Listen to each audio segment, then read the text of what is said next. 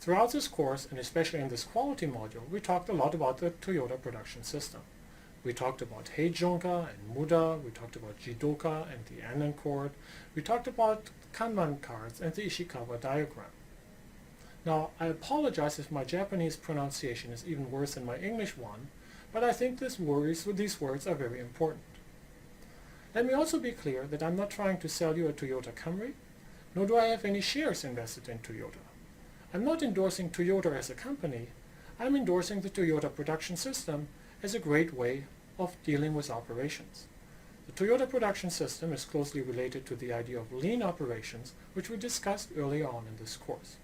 In this last session, I want to talk about the Toyota production system and how it was developed by Toyota, and I want to use this as a capstone for this overall course.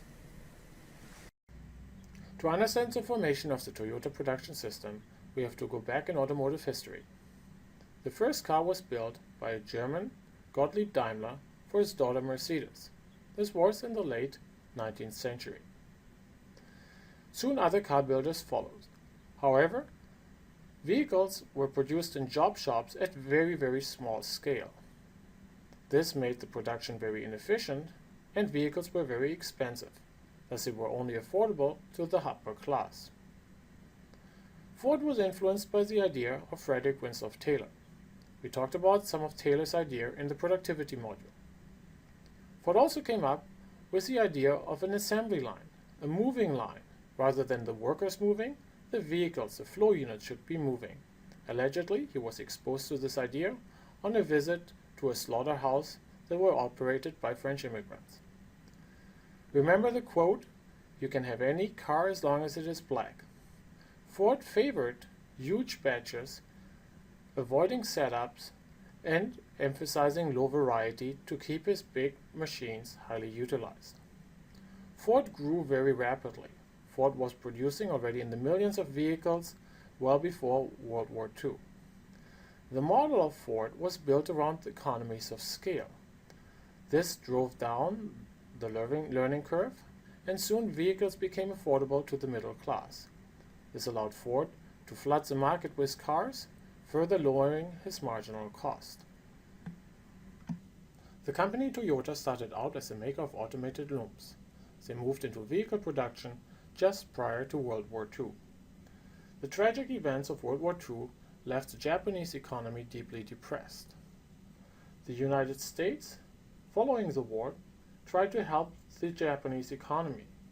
Just like they were involved with the Marshall Plan in Europe, they tried to reindustrialize Japan, including having an automotive industry.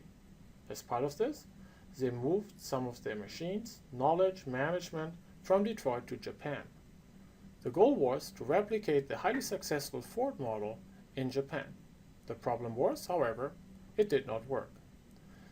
The Japanese economy around that time, in the late 40s, early 50s, had a total market demand that was just in the thousands of vehicles. Remember the production numbers of Ford or GM similarly at that time in the US, they were in the millions. So the production volume in the US was about 100 times bigger. This lack of scale made the Ford production system fail bitterly. Around 1950, the Toyota managers started to realize that they had to come up with their own production model. It's not that the Toyota production system was born in a weekend retreat in some nice conference hotel. It was an outcome of over 30 years of work of organic problem solving. The Toyota production system was built around the systemic elimination of waste. The scarcity of resources forced the Toyota folks to think smart about how they use them. They also emphasized the role of serving demand. This lack of having a domestic demand in Japan at that time really forced them to avoid the scale economies model of the Fords, but instead of building a model of flexibility that would allow them to serve much smaller markets profitably. I would like you to think about the Toyota production system in the form of a big house. You will notice that this house includes many of the concepts that we discussed in this course. So take a look at this slide really as a capstone of this 6 weeks course, not just for the Japanese vocabulary. The top priority of the Toyota production system is the reduction of waste, muda. Remember the teachings of Ono? There are 7 sources of waste. The most evil source of waste was inventory. Now, what does the Toyota production system do about inventory? Inventory gets avoided by synchronizing production flow with market demand. We talked about the idea of Heijunka, mixed model production, when we talked about customer choice and variety. By shorting down setups using the SMED tool, I can afford to set up for every unit, and thus I can produce exactly to the rate of demand. Another form of inventory reduction is by adjusting the production rate to market demand. Market demand drives the takt time drives the staffing level, and that sets the capacity and thus avoids building up inventory. We also talked in this module about pull as instead of push. Pull systems get implemented using Kanban cards or make-to-order production, as we discussed in the context of Dell. This flow piece is a central module of the Toyota production system. It gets complemented with a quality module that we saw in the last week. The quality module is built around the idea of Jidoka. Detect, stop, and alert. We can apply Jidoka to machines, or we can use the Anden core to empower assembly line workers to stop the line. Notice this tight coupling between the inventory and the quality module. As we discussed, inventory covers up defects and oftentimes gets in the way of process improvement. This is due to the long information turnaround time that you have if you buffer. The Toyota production system is built on a foundation of flexibility, standardization, and worker involvement. Flexibility is implemented again through takt time. Takt time drives the staffing level by computing the currently required manpower, and that lets us avoid to produce too much inventory. Standardization of work refers to both an internal standardization of the tasks to keep the variability of processing time low and thus keeping the needs of buffers low, as well as the idea of quartile analysis, avoiding large operator-to-operator variance in performance. And finally, and maybe most importantly, the Toyota production system is built on a people part.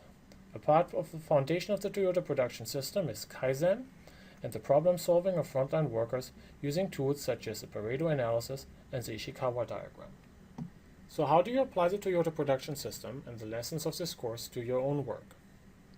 Over the last 6 weeks, we've encountered 3 enemies that messed up our operations. These 3 enemies were waste, variability, and inflexibility. We talked about the 7 sources of waste and the OEE framework.